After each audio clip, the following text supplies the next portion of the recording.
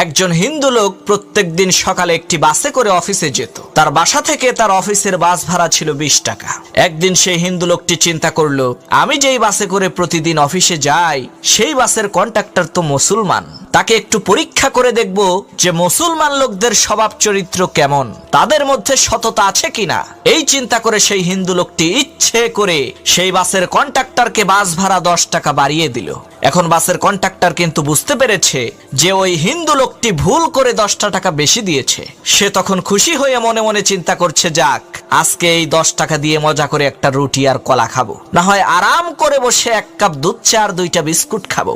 আবার চিন্তা করছে, আরে মাত্র 10 টাকাই তো, দিয়েই দেই। তখন সেই কন্ডাক্টর সেই হিন্দু লোকটিকে তার 10 টাকা ফিরিয়ে দিয়ে বলল, ভাই আপনি ভুল করে 10 টাকা বেশি দিয়েছিলেন। তখন সেই হিন্দু লোকটি বলল, ভাই আমি ভুল করে 10 টাকা বেশি দেইনি, তোমরা মুসলমানেরা কেমন, তোমাদের মধ্যে